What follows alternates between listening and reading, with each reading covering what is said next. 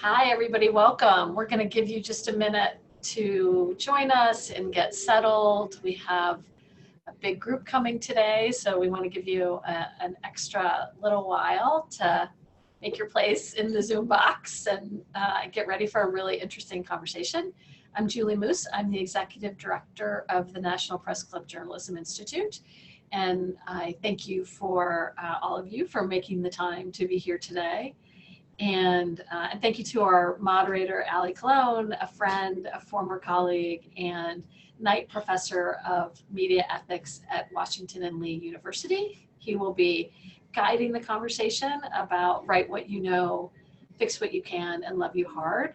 Part of that title for the program was drawn from the memoirs, and you will be hearing from our memoirists, from Mindy Greiling, whose memoir Fix What You Can was just published, and Abby Maslin, whose memoir Love You Hard was wonderful in its own right, and who also has a special connection to Angela and to Mindy. And you will also hear from Angela Greiling Keane, who is president of the National Press Club Journalism Institute and managing editor States in Canada for POLITICO.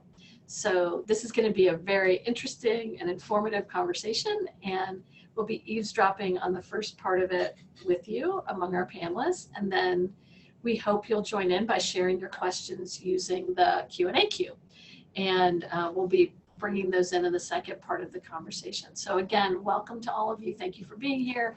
And I'm going to turn the program over to Aly.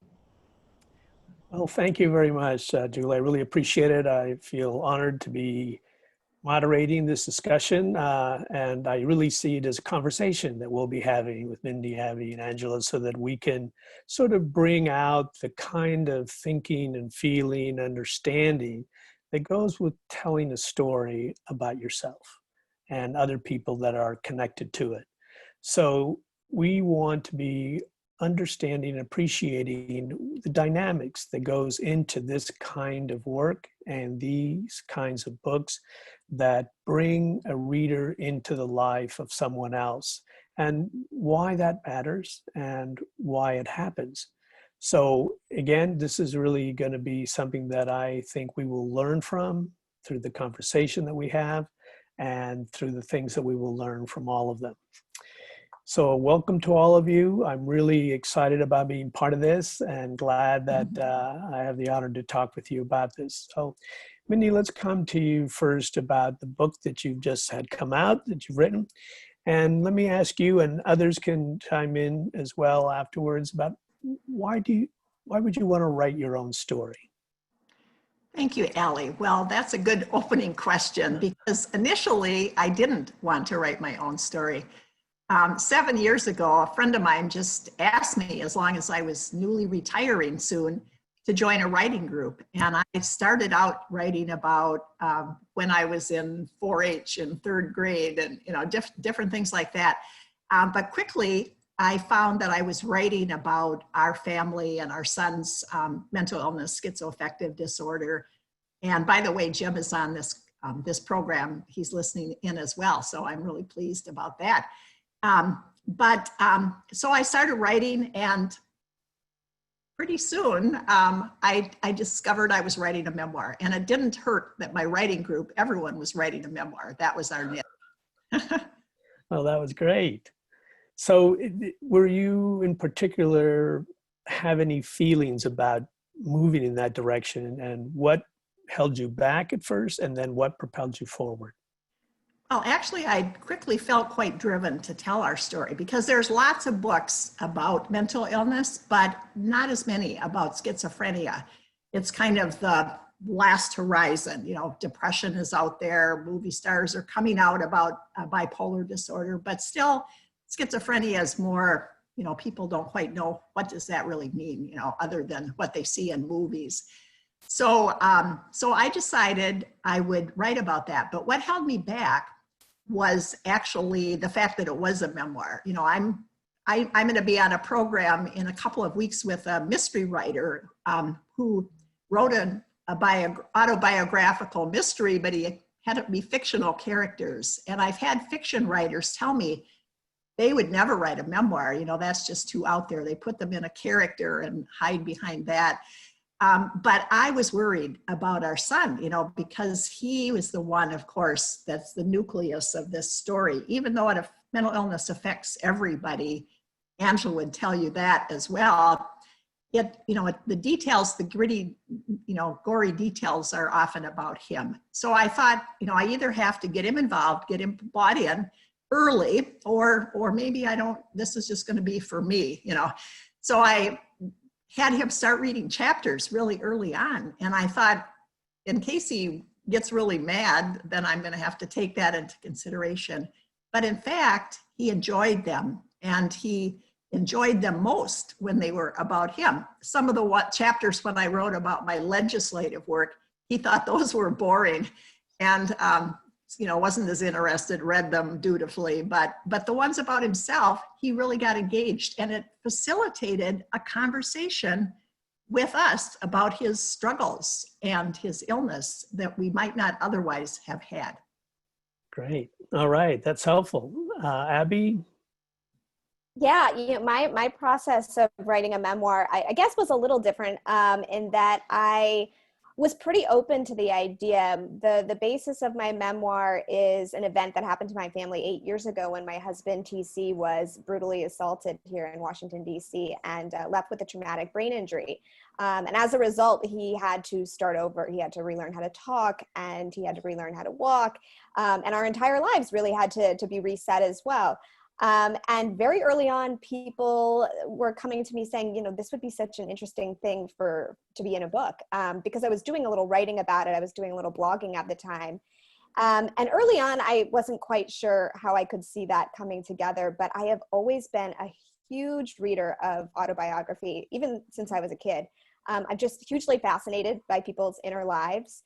And so I began to think more about the idea. Like Mindy, I felt a certain responsibility to teach others about something, about a topic that they didn't know much about, and a situation that kind of exists behind some veils. Brain injury is a very common injury. However, most people don't know really what it looks like and what it is to live with a brain injury.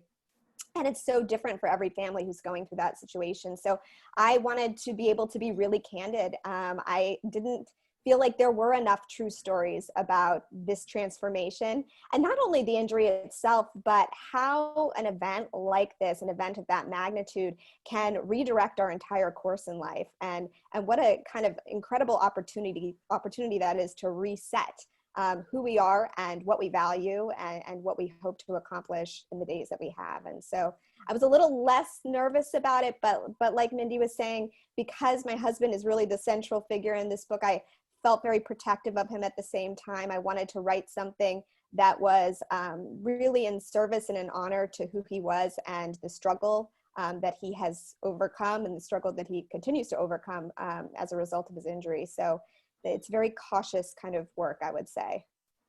Great. Well, thank you. Angela, what overview do you have in that regard?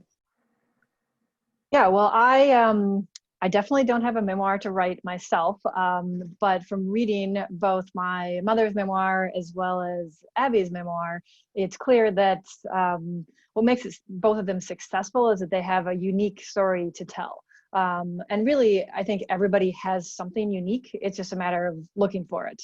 It may be a dramatic event, as in Abby's case. It may be something that's ongoing that a lot of people go through, as in Mindy's case. But they both found a way to tell something that hadn't been told to a broad audience.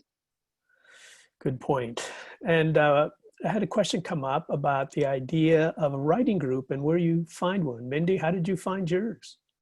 Oh, in Minneapolis, here in Minnesota, we have something called the Loft Literary Center, and people take classes there. I took classes because I'm not a writer like Angela is. And so I had to learn how to write a book. And there, many writing groups are formed. People take classes together, and then they have mutual interests and they form a writing group. I was fortunate to get into an established one. So they knew what they were doing and the input was incredible.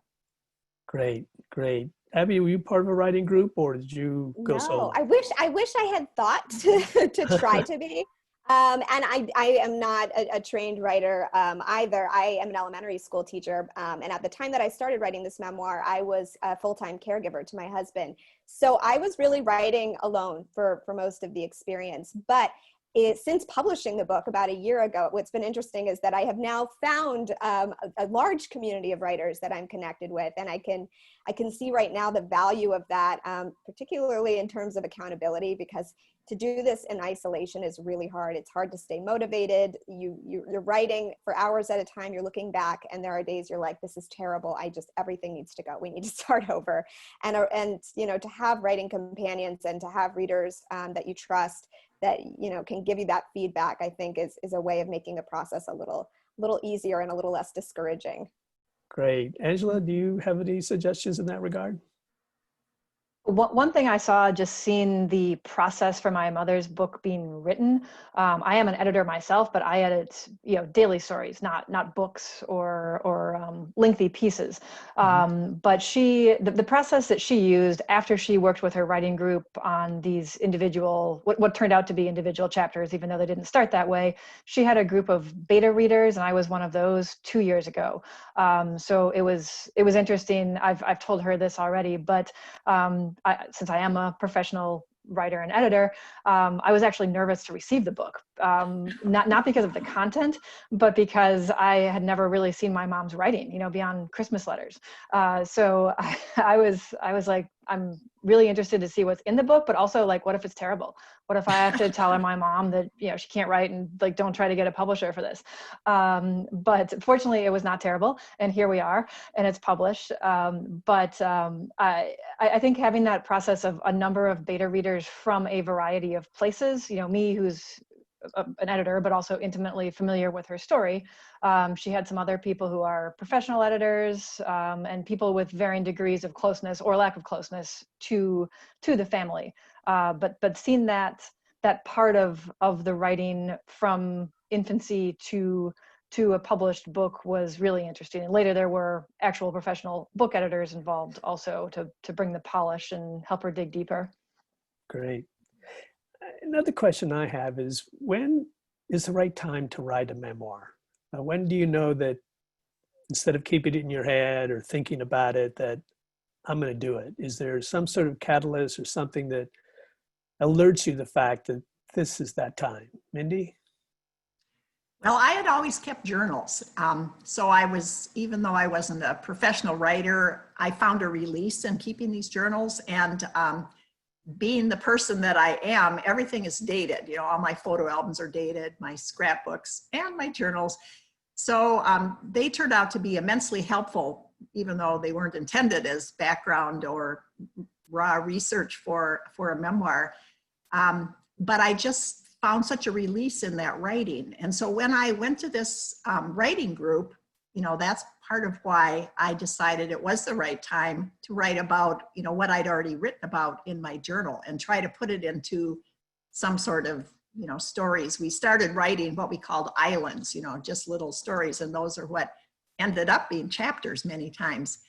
But I didn't really plan it. I just kind of fell into it. I actually always liked to write when I was a kid and when I was a teenager. And I always thought maybe someday I'll write a book. But by the time I started this memoir, I'd already thought, no, you're not, that's past, you're never going to do that. But somehow I felt propelled to do it. And so I think that might be the case with a lot of memoir writers. I don't know. What do you think, Abby? Yeah, no, I certainly had that sense for a very long time that I wanted to write a book. I don't know if I actually ever would have done it if I really hadn't, been handed this event in my life that I felt so compelled to share and so compelled to kind of unpack for myself, because for me, writing was really a therapy in terms of making sense of what had happened to our lives. And so the right time to write it is such a good question to ask, because I started writing my memoir about 9 months after TC's attack. And at that point, of course, I had no idea what was going to be happening in the future and how long this recovery would actually take. And we're 8 years out now, and it's gone through so many interesting chapters and evolutions during these 8 years. For me, the answer is, it was only it was only right to write about it and to publish this at the point that I had mined the experience for the wisdom that I needed to make sense of how it had changed me. Because as I began writing it initially, I was really just retelling what had happened. But the book evolved quite a lot, as I'm sure yours did too, Mindy, where I realized that the experience I've had is very unique in one way. And at the same time, it's completely universal. I don't know anybody out there who hasn't had some sort of, terrible loss or grief in their life that they've had to make sense of and try to move forward from. And so the lessons that I was learning, I really needed to be able to identify those for myself in order to be able to write something that I felt would be useful for others, and more than useful, that others could really connect to deeply. That's how I actually felt about your book. It really helped me, even though you were writing about a brain injury and a tragedy, and I was experiencing schizophrenia. And I think, for both of us too, Mindy, I wonder if there's also this sense of we became the other, like we maybe had a plan for our life and then we're suddenly cast in this role of other and not fitting into, what we've always been trained to believe is kind of the norm of how a family looks and how a family acts. And so when you kind of become part of the other, you suddenly look around and realize there's a lot of others out there too. And there's this sort of connection that it's just easier to make. It's easier to identify those who have also been through something that's forced them to reframe life and to transform in some way. Exactly. And, one thing I was discussing with Angela, which if people aren't clear, she is I'm very proud to say is my daughter. One thing we were discussing recently was the book actually helped us unpack and get back and discuss things that happened years ago when Jim was first sick. And she had thought at one time that, I was in danger because Jim had a delusion that I wasn't his real mother. I was some sort of evil imposter. So he had to get rid of me. And Angela, maybe you want to talk about that. She thought I was, trying to protect her from what was really going on. I thought she was only, 23, and it was not something she should have to deal with. So I was trying to handle it, pretend it wasn't quite as bad as it was. But in reality, maybe you want to share, Angela, what you were afraid of.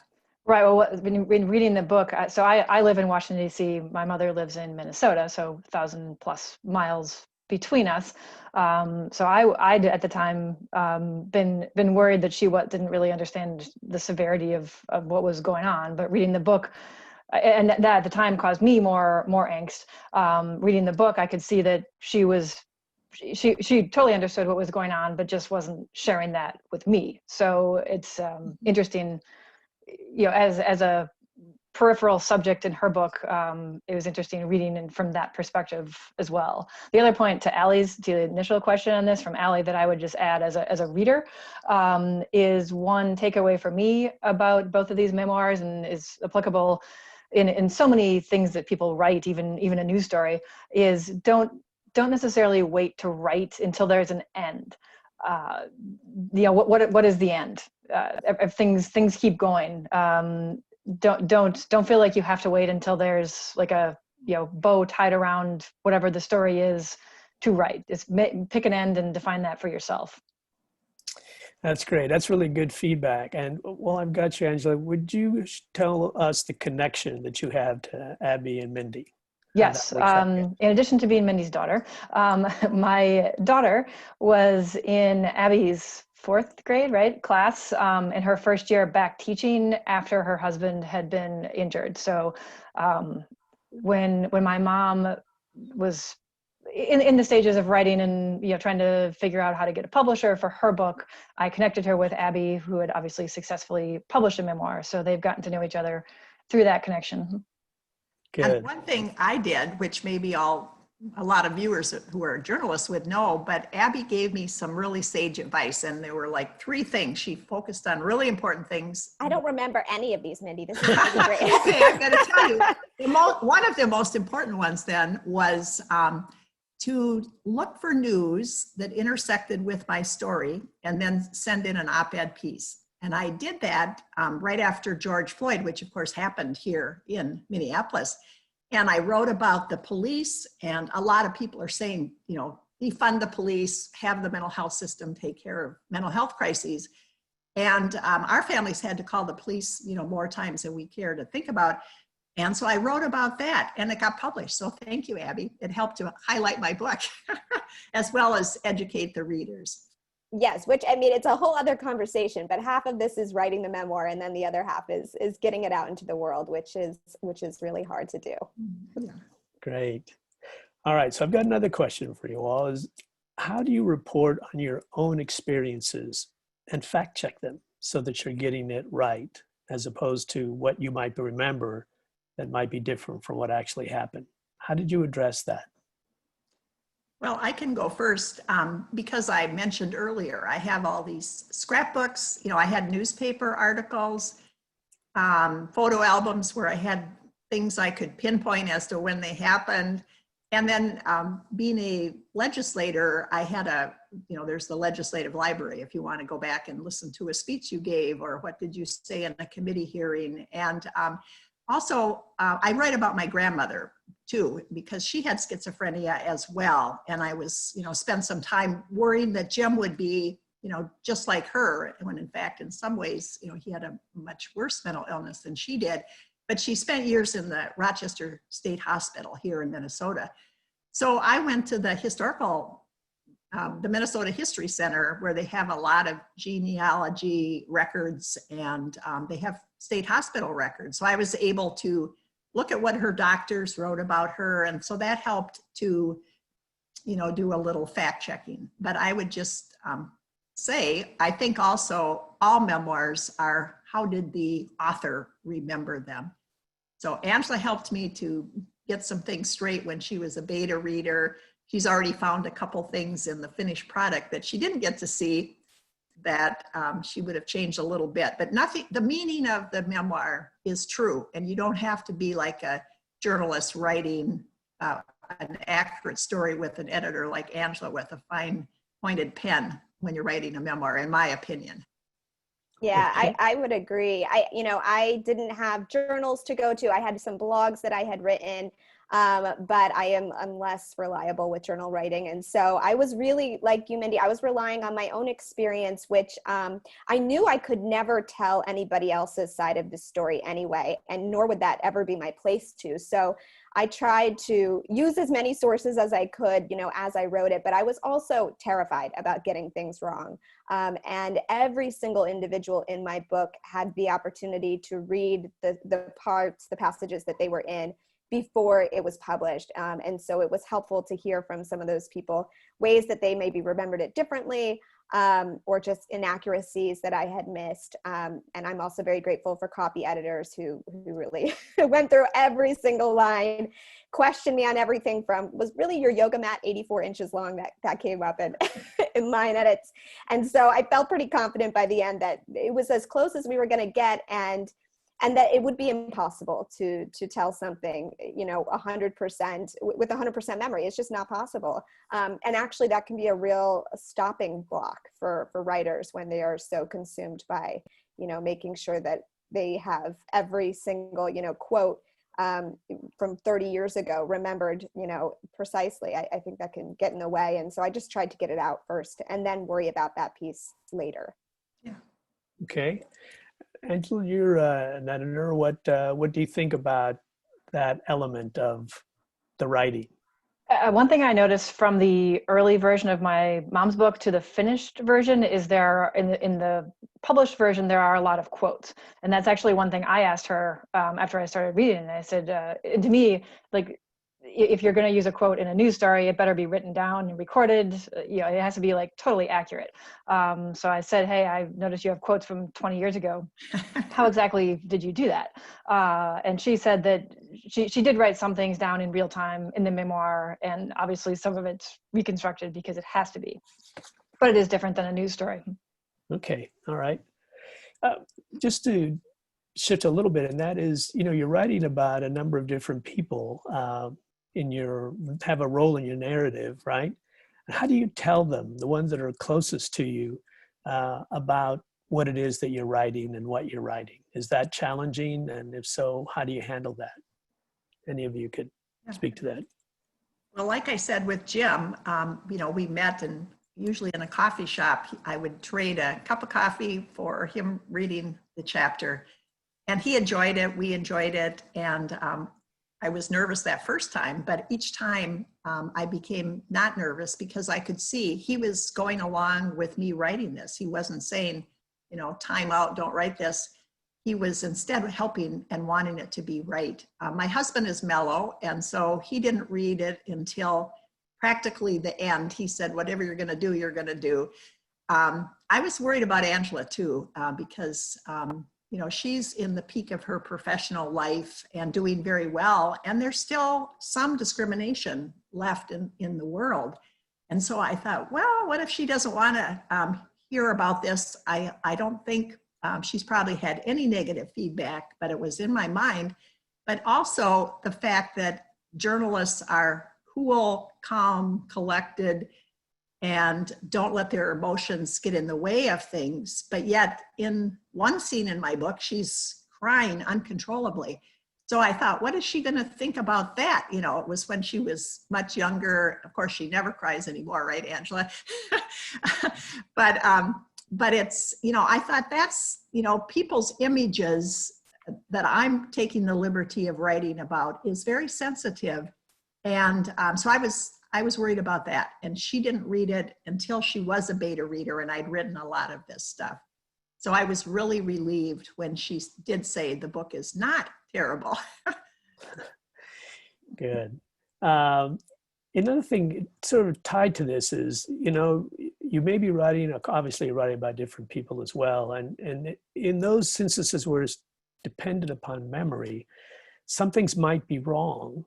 And what's the risk that you see? One of our people who were listening mentioned is with private people that may be tangentially mentioned in a story. Do you have a concern about that? And what do you do to mitigate that?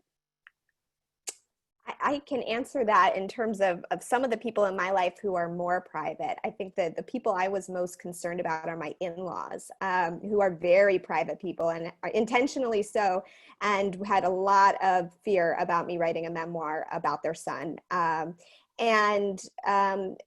What I hope to do throughout the process was just include them in the story in the ways that they absolutely essentially needed to be included, but they didn't need to be in every part of the story. And that's another choice memoirists have to make, is what to include and what to leave out. And so I really included them where they needed to be, and I tried to respect their privacy and not tell any part of their story and leave them out where I could. And they were very pleasantly surprised. I was very worried when I handed them the first copy of this book, and it's actually only been wonderful for our relationship. So good things can come out of the memoir writing. And I myself changed a few names, not very many, but I thought not people in our family or anything like that. But since I'm writing about the mental health system, and I'm a J, if anybody knows me, on the Myers-Briggs judging person, I had, some severe comments to say occasionally about the mental health system and some of the people in it. So some names I changed just to be kind. Great. Let me follow up a little bit too on this again, is from an audience member asking, how do you find the balance of what to include in your book, and how did you know when you might have gone too far to include something?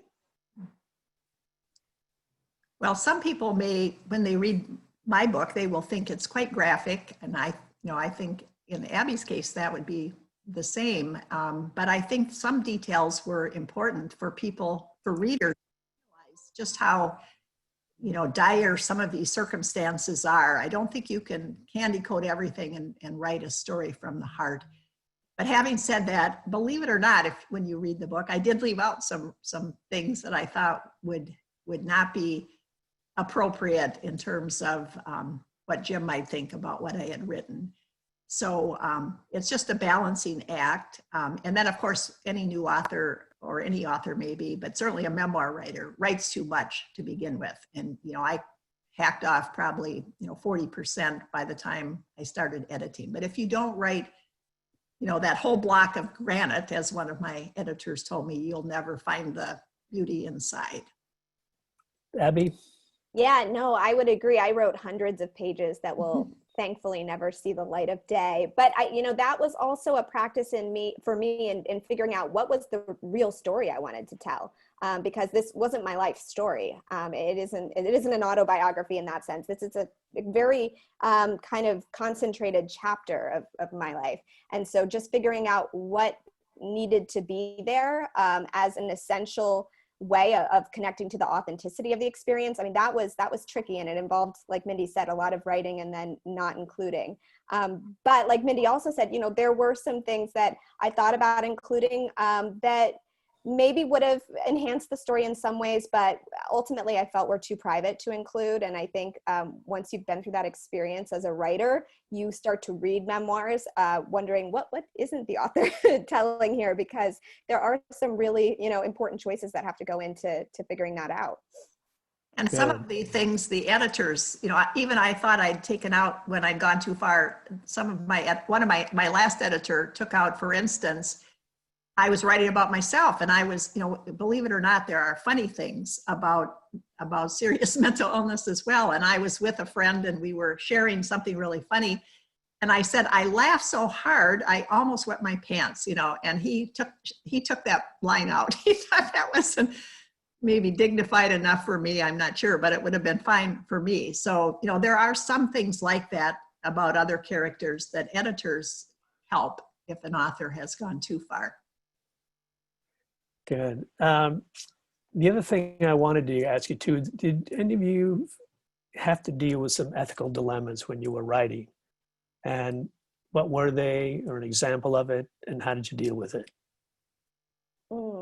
Yeah, I mean, I think the biggest ethical dilemma for me really was telling it truthfully and figuring out how to do that in a way that represented the story the best that I could. And other than that, I think being part of the medical system too felt a little bit tricky to write about at times. We were really grateful to have some wonderful care over the past several years, but also some care that I questioned. And I wanted to be able to describe that in a way that was fair to the physicians and to the nurses who have taken care of us. I don't know if that's really considered an ethical, concern, but more so I wanted to protect everybody in this story in a way, even those that I disagreed with. And nobody asks to be written about in a memoir. I think that's an important thing. Nobody says, please write a book about our relationship. Please write a book about tell all about our marriage. Nobody says that. But when your partner is willing to trust you in that way, you don't want to take advantage of that trust. You really want to do right by the people that you're writing about. Great. I have one chapter where I write about Jim working in a group home for people with developmental disabilities. And I had to write that chapter very carefully because initially I had named the actual company. My last editor at the University of Minnesota Press took that name out. And then I was writing about an individual client in that home, and I had to be very careful about that, not cross any ethical lines. That's a really good point that, we all have to sort of pay attention in all of our writing. Mindy, I do have a follow-up from one of our audience saying, how did you decide to structure the chapters, the chronology, the topics by theme? How did you deal with that? And did it change as you were doing it?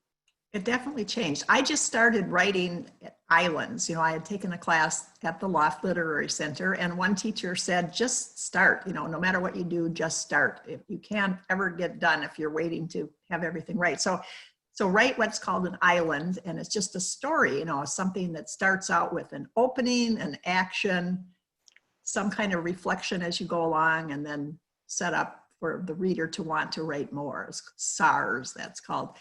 And then she also talked about storyboards where, you could have a W. The beginning would be a triggering event, and then things go downhill till you hit bottom, then they go up on the W, you have another climax down and things get worse, and then hopefully they get better. And if the book is a tragedy, you turn the W around and it would be an M, and you end up with in the depths of tragedy. And so that really helped me with a structure. By the time I took that storyboarding class, I had several islands that I had written, and then I just took a Post-it and I got myself a poster board. You know, I'm not a high-tech person, and I put those Post-its on the W on this big poster board. And then I could see, you know, what else did I need? I needed, you know, more to get down to that lower end of the W, or I needed more, not so much of that. And so that really helped me with my structure, and that got me through my first draft. And then editors helped me after that with story arcs. I didn't originally have internal story arcs, you know, the same sort of W's and so forth in the chapters make the book more interesting for the reader. And as a reader and an editor of sorts, the early version that I read of Mindy's memoir did not, I think it was just chapter numbers, if I recall correctly. And I, as a reader, found that confusing. There were some time references in the chapters, but they were not chronological, and they're not chronological in the final book, and it works fine. But I suggested, just for clarity for the reader, adding dates at the top of each chapter, which is actually in the final book as well. But I think that helps guide, you know, when it's your story, you know it intimately, but even for me, knowing her story well, I still was confused with the original structure.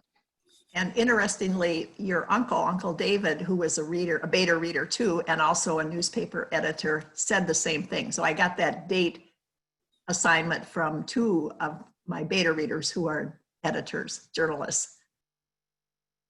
Great. And Abby, what did you think? Oh gosh, this is the hardest part of writing a book by far. Figuring out how to structure it felt impossible at times. I probably wrote 6 drafts of my book. And I ended up just studying a lot of memoirs that I loved and then trying it out different ways, because I had a lot of issues with time, trying to go back and forth in time. My first draft had different flashbacks every alternating chapter. The final version is not like that at all.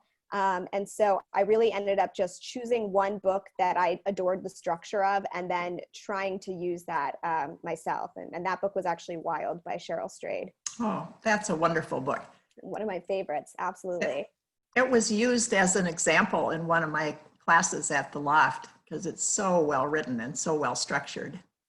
And I think that's the really tricky thing about memoir, because even if you are telling a concentrated chapter of your life, you have to be pulling in things that happened earlier, and figuring out how to do that gracefully is really tricky.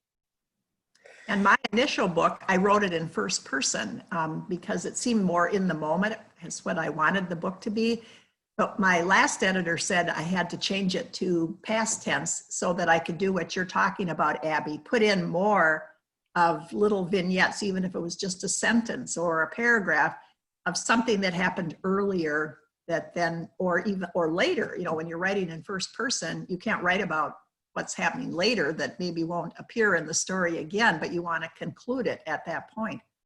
So I had to change it to past tense. Good. Angela, did you want to expand a little bit as well as what you see as an editor that tend to be maybe ethical questions from books you have read? Yeah, well, I see someone in the chat asked about consulting a lawyer, and that's actually something I asked my mom as well after I read it. And just if I'm editing a news story, I have to be worried about libel lawsuits. So if we're writing about, you know, any subject, a person or a company who would potentially see themselves as defamed in a piece, I run it by our lawyers. You know, we have them on speed dial. Thank you for all the First Amendment lawyers out there. But my mom, and I don't know the answer from Abby, said that she did not run anything by lawyers, only editors. And I guess I think the difference there is, right, in a memoir, you have the option to change names, you know, change some things to not make something identifiable if you want, or if you're concerned about that. But also it is your thoughts. So you have a right to your thoughts. We have the First Amendment in this country. And while journalists have a right to write things, also, of course, we also have a responsibility to be accurate and be factual. Whereas in a memoir, as Abby said earlier, it's one person's experience. It's what you have lived. You're not trying to tell an entire story from different vantage points. So I think that's one thing that makes it different, although I'm always in favor of being careful when there's anything that may be legally questionable. It's always better to not have a lawsuit than to have to defend yourself in one. So mine go didn't ahead. go through a legal check, I will say. My publisher made sure that it was read by a lawyer who went through the entire thing, because my book also includes a criminal component that I share a little bit about, and I wanted to make sure that I had captured those court cases accurately as well. Interesting. My publisher, in my contract, it says I'm on my own if anybody sues about the book. And I do have a chapter about former Governor Jesse Ventura, who did sue, as we know, about somebody commenting on his Navy SEALs career, but I stayed away from Navy SEAL talk, so hopefully we'll be okay. That's, the thing that's really interesting, the way that we sort of view these things. And Angela, you mentioned something that I think was important. So did you, Abby, and Mindy, about this idea when you're doing a memoir, there is a sense on some people that we are reading the real life of someone, right? The real life experiences they went through. But I'm also getting the impression from Angela, you can correct me if I'm wrong, that in a way, memoirs are not as much about being factual as they are about being memory. And memory is not always perfect. I mean, we don't always have it, down in concrete, and even they might be interpreted by different people seeing the memory. So how do we deal with that in that regards when people are reading about our lives that we have written, that we kind of clue them into where we are? I mean, as a reader, I do want facts to be factual, but I think there's a distinction between facts, when did this happen? Where was it? That kind of thing is different from your personal experience, where there isn't a right or wrong to that. So that's the part that you get in a memoir that you don't get in a nonfiction book or a biography written by somebody else. And I think that is a key distinction. You certainly want all of your I's to be dotted and T's crossed in terms of things that are facts, but there's much more that's open to interpretation when it's your own experience. Okay, good. And I can see that being something that, we need to think about. I have another audience question about when you are writing about your particular memoirs, do you worry about emulating your favorite memoir people too closely, or does that play a role? Oh, I definitely wherever I could. Go ahead, Abby. Sorry, Mindy. No, I definitely worried about that and definitely did it. And then I actually felt it was a helpful practice of trying on different voices and figuring out what mine was. Because at some point I think you put away other people's memoirs and then just get really focused on your own. But absolutely, there's a lot to be learned from other people's writing as well. Mindy, you were going to say something as well? Oh, I just said I copied wherever I could. Good. All right. Okay. Well, all of you have been just really helpful and stimulating and interesting in your thoughtfulness and your approach to helping us understand, what it is that you went through and what you have to do in order to do this. And now I'm going to shift over to Julie Moose, who's going to be turning to the audience for their opportunity to participate. Thank you, Aly. I think we have answered most of your questions, participants, except for one wonderful one, which we've left for the last, and that is, when are your next books coming out? Mindy, you can answer that. Okay, good. Thank you, Abby. Well, I think writing another memoir would be quite a daunting task because it's a very emotional experience. It takes a lot out of you. It's much harder to, talk about your book when it's not, you're talking impersonally about your characters if it's a different type of book. But one of my friends who's on this call, I think, said, why don't you write a mystery next? And you've learned how to write a book. You could make people be fictional. And that might be more fun, but you could also have a message. So if I write another one, maybe it'll be a mystery. I'm right there with you. And life is keeping me very busy at this moment as a teacher, but I have another book right now in my head, and it is not a memoir. And it's along the lines of something a little bit more frivolous and fun, starring my favorite character, Capitol Hill. So I've got to keep working on it. Well, you have an audience that is ready for whatever you do next. Thank you guys so much. Thank you, Aly. Thank you, Abby. Thank you, Mindy. Thank you, Angela. Thank you all for being here with us. The Journalism Institute is here to help during this challenging time. We've waived all registration fees for programming since March in light of the pandemic, at a savings of more than $52,000 to participants like you. So we are hoping you'll give our work a thumbs up with a donation in support of learning like this.